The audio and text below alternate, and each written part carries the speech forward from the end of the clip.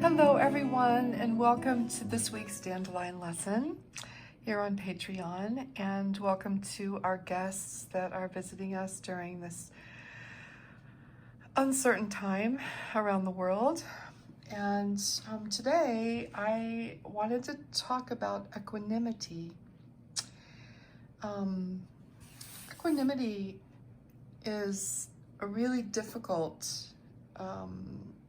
state of being to achieve when there is a stressful or disturbing situation, right? When there is an upheaval of some kind in our lives. And it's certainly difficult for me, and probably for most of us. But I think it's an important state of being to talk about and to explore and to keep in our minds and in our hearts during a time like this. And I guess I'll start. The definition of equanimity is basically having an even mind. So right? Animity, equal mind. So having an even mind. So having psychological stability and composure, right? Undisturbed by the experiences around you, the experiences you're having, or the exposure to a difficult situation, which we're all experiencing right now. And from the readings I've done in the Buddhist tradition, I don't remember exactly, and it's not my tradition, so I can't speak to it with authority in any way, but I remember reading something that when we have equanimity, or when we practice equanimity, we have a mind at peace, right? We have protection from both praise and blame, from both success and failure, from both pleasure and pain, and fame and disrepute, right? We have protection from those things, and we have protection in the way that it opens us up more to compassion and empathy and understanding, and gives us a sort of calm grace and sort of a presence that is at peace and that is steady and stable and real, that doesn't get ruffled by anything.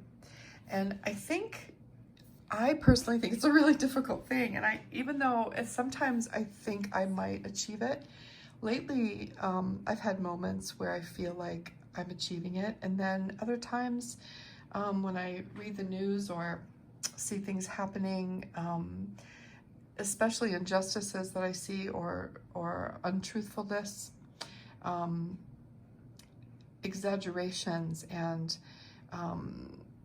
things that are said by people that are in a position of power that can incite fear in people, right? I get very angry. I'm a person who was born with a very strong sense of justice, and of course that's a personal perception, what I perceive to be unjust, right? Or unjust. But at the same time, it's really important to recognize those things and do self-reflection and understand why you feel things are unjust, and how you go about expressing that it matters. Words matter, right? But lately I've had moments where I'm just so disturbed by injustices and things that are unjust, that I might speak out with anger. And I think that's healthy too. I think it's important, as long as we're not attacking an individual, unless it's more about sort of exposing, right? Exposing what we see. And I just, for me personally, I want to explore this state of equanimity more. I want to explore it more within myself and practice it more, so I can approach this difficult time with a more calm and mind and psychological stability and composure and all of those things. So it's something to think about, how we experience fear, how we experience uncertainty, how we address things that we see that we feel are unjust, how we protect ourselves from praise or blame, or how we approach others about those things. It's just, I think, a really important time to think about that. But at the same time here, we often apply these principles to our creative practice. And I think in a way, especially when we're beginners and we're trying a new practice in our life, and no matter what it is, whether it's learning to play the piano or learning to paint or learning to cook or learning to bake or learning yoga, whatever it is that we're trying to learn and we're learning something new, we often get ruffled by our failures. And we get ruffled,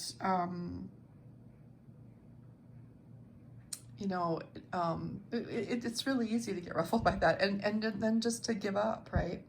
And so it's something to think about in your creative practice too, how you can show up with more equanimity and take the good with the bad and take the success with the failures, right? So it's just, I think it's an important quality to explore. And sometimes when, I struggle with this concept. I understand it in some ways, but I don't always experience it in my life. And when I try to practice it, I don't succeed, sometimes. And so I'm always searching it. I'm always searching to understand it better and to find ways to bring it to my daily life. And lately I've failed at it a lot, but I just thought it was an important thing to talk about. And I thought I would draw a card. This deck is called the Supra Oracle.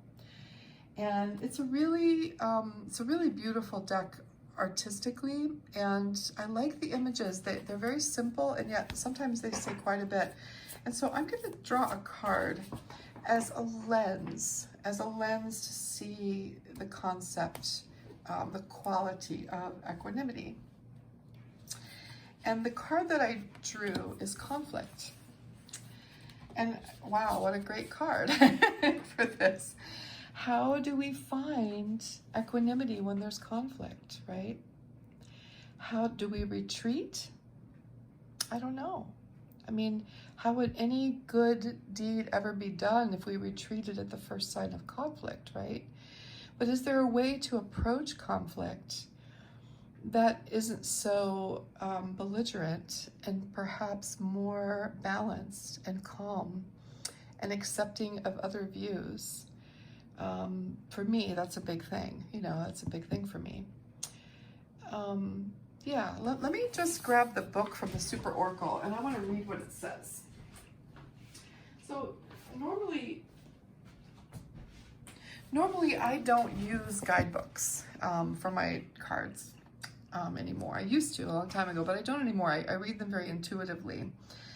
And but this book is really special. I like it. I like the writing in it. It's very simple. It leaves a lot to our own imagination.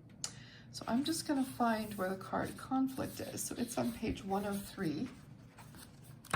And I'm going to read what it says. So conflict.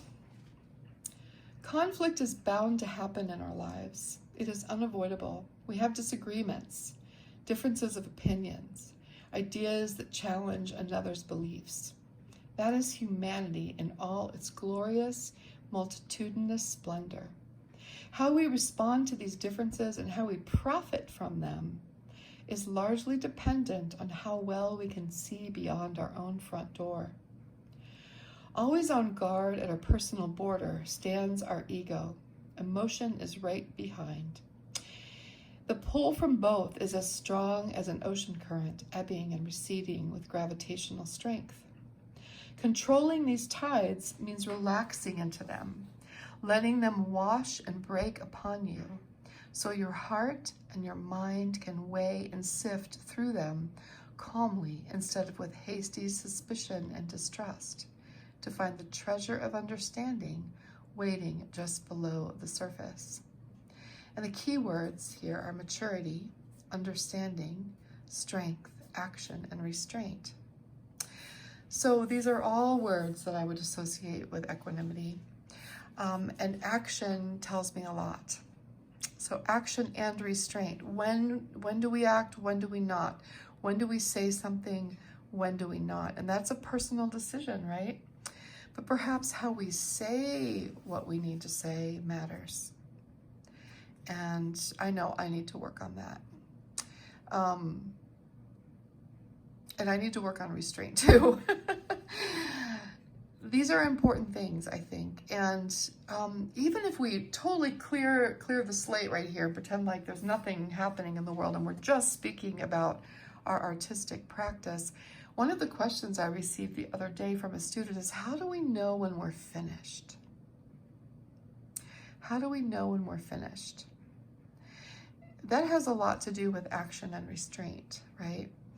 When we look at a painting and we look at it and we're hesitant to put that next brush stroke on or that next pencil stroke on, that's when I know I'm finished. That's when I know. If I'm hesitant to do it, then I have learned to pull back and restrain myself, right? I go with an action and I hesitate and I pull back. And that has happened with maturity in my practice. In the beginning, I mean, for years, I didn't. And I ruined a lot of paintings. I overworked a lot of paintings. And so I think this applies in its own way to the creative practice as well. And anything we do in our life, really. And I think within the creative practice, when do I know that I'm finished? When I hesitate. And so maybe that's a key to my action on injustices that I perceive. Do I hesitate to say what I want to say? If I hesitate, then I probably know it's not a good idea. So things for myself to think about, and perhaps for you too, in whatever way this applies to your life. So the card is conflict. I think it's really the perfect card for the word equanimity, right?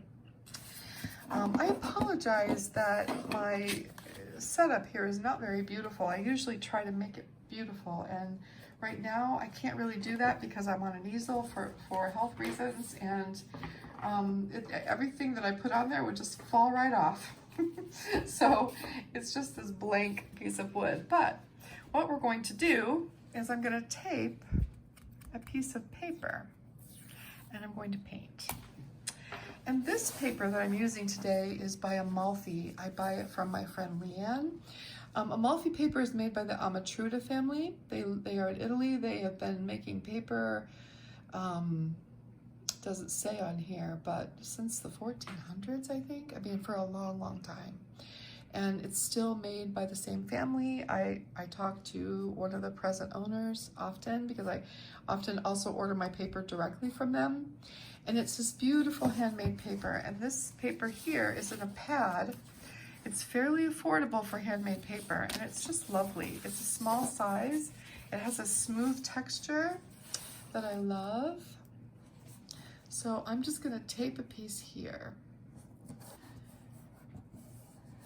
And then I'm gonna lift it up just a little bit so you can see the whole paper.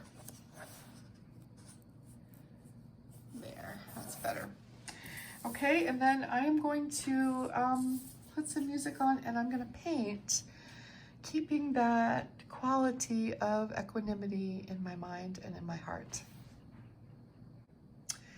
Before I begin, I want to say that I reached for a brush that is old and misshapen. And I think that I reached for it because it throws me off balance. It does not allow me to be specific. And I think that's an important thing for this exercise. So if you have a brush that sometimes gives you a little trouble, maybe use that today. All right.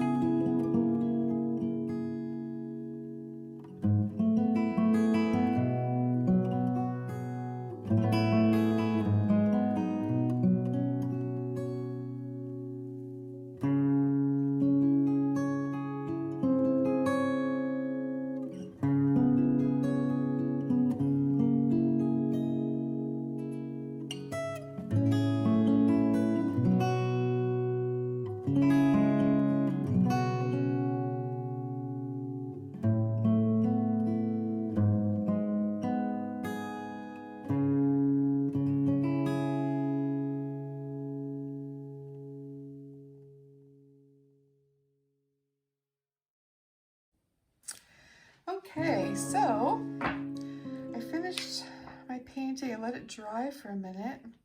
And I am going to use my chop. And I just have a rubber stamp. It's like this. I think I got it at Joann Fabrics a while ago. It's just a regular rubber stamp in silver. And I'm using my chop, and I just get the ink on it as well as I can. This one's kind of running dry a little bit. And then I find the place where I want to put my chop, and I think for balance, I'm going to put it here just a little bit on. Let's see. So this is my signature. It's a monogram. And I use it instead of signing my name. And on my regular paintings, I just do it with pencil. But I made a YouTube video about this. If you want to search for it on my channel, it's really fun to come up with your own monogram and either carve your own chop, or find someone to do it for you, or even make a rubber stamp, you know, with your signature or your monogram on it. So that's how I finish my dandelion lessons. And then this is ready to send out in the mail to someone, or perhaps to give to someone that I see. Yeah, I guess not now, but eventually. But I want to speak a little bit to what I did. It came in my mind as I picked up the color. This light green is actually a gemstone called fuchsite. And as I picked it up on my brush, I thought about the Japanese practice of doing enzo, which is where with hopefully one stroke, sometimes two, the painter puts the brush down and tries to paint a circle and tries to close the circle or not close it, either way. And they say that it shows the state of mind of the person who does it. So who knows what that means, but that's not for me to decide. It's way above my pay scale, but anyways, and then once I finished that, I decided to add some other colors into it. And what happened is when I started dropping color in, it started running down. And, you know, sometimes when that happens, it's a mistake, right? You're like, oh no, but I let it be. I had a calm mind. I said, whatever, it's fine, let it go. And it became an element of the painting, which I love, right? I added some more colors, let it drip down, and then I added this grounding swipe of black, and the colors ran through it, and I love how it turned out. So just to show you that sometimes things that we can perceive as mistakes or unexpected circumstances, we can still, you know, work with them and keep a calm mind and continue on with our work. So that's my lesson for today, for this week, and I hope you enjoyed it. As always, I love to hear your thoughts about it. On Patreon, I'm not sure if you can comment, but on YouTube, if you have thoughts, you can certainly comment there, and then my patrons can share theirs in the community section. I would love to see if you create something from this lesson. I would love to see it. So that's all for today. I hope you're all very well and safe. We know a couple of people personally who are struggling and in the hospital right now, and one of them is my son-in-law's best friend since they were little boys, and he is in the hospital with pneumonia, and his test is coming back today, but he's very sick. So my prayers are with him and with all who are suffering. So yeah, be well, be kind, be safe, and I will see you. And try to practice equanimity. I know I'm going to be more mindful of it myself. Yeah, thank you very much. Take care.